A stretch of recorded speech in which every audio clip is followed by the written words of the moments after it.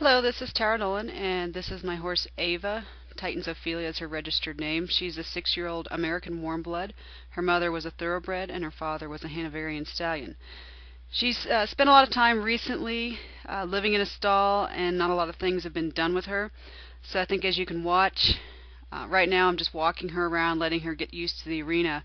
She has absolutely no respect for my body space, doesn't really believe that I exist or have any impact or influence in her world. So we're going to spend probably the next month working on some of this respect, getting her to look at me. Right now she's looking everywhere but at me. So one of the things one of my trainers taught me was to walk a horse around a new place, especially an arena, let him get into the corners, stand there and look around. One of the things you see with Ava, though, is she doesn't really focus in on what's around her. She's looking way off in the distance, like a typical horse, but she's just way too big to be jumping into my body space. So here we come to the next corner, giving her a minute to look. One of the big changes I made with her, Ava came to me with a nice padded leather halter, and I have a cowboy halter. This particular one I got from a Clinton Anderson event, but this rope halter has made Ava somewhat manageable, and she does have some little respect for this halter. Makes my job easier. You can see she's going to be a nice, pretty horse, and as we develop, the muscles that are going to start to fill out in her body are going to be pretty nice to look at. But my first concern right now is that she needs to be nice and well-mannered. This is a horse at this moment that I don't have any interest to get on and ride. I want to get her to look at me and think that I'm relevant in her life. So what I'm doing right now is asking her to move her butt and look at me.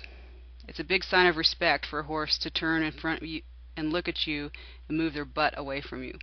If the horse kind of keeps their butt towards you, that's a sign of dominance. So I'm teaching her this little exercise. I've done this with Pirellis, Clinton Anderson, Craig Cameron, lots of different cowboys. But you can see she quickly blows me off, and it's going to just take some practice and some time. This next exercise is I learned particularly from a Clinton Anderson video. It's just to get her to bend her neck around and touch her belly. She has no idea what I want her to do, so we're just going to keep backing around until she starts figuring out what the right answer is. What's kind of fun about this part of the process is she doesn't even understand that I'm talking to her yet.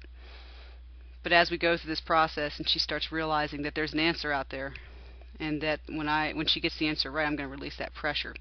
And that's what I want her to start learning now, is that I am trying to actually communicate with her, and there is a solution for her to find.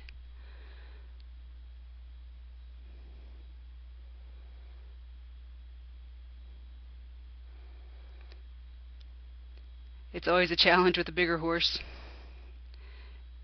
Trying to keep up. There she gave me a nice try, so I rewarded her. But then I'm asking her again right away. You can see that at this point she's getting very impatient because she really doesn't understand why we're doing this. But as we go through the weeks and months, we'll touch on this again so you can see how much she improves with the exercises and how far we come. You can see she's cooperating fully here by turning her body around so that you can't really see what we're doing.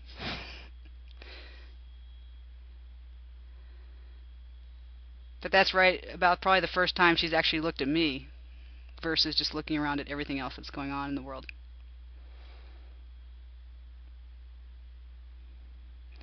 I like the spacing on her right there. She's about 3 feet away from me, not standing on top of me. So we're going to go back and move her butt again. You can see she's got an opinion about that. But she's starting to figure the exercise out, and she is giving me pretty good tries. But see how she walked towards me? I don't want her to walk towards me. I want her reaction to be to stay away from me until I approach her.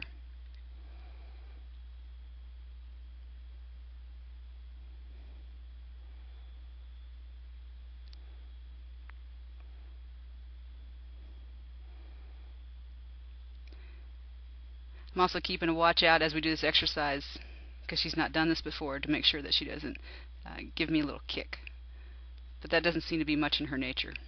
But there she just shook her head. She's starting to lick and chew a little bit, but then she's crawled back into my space.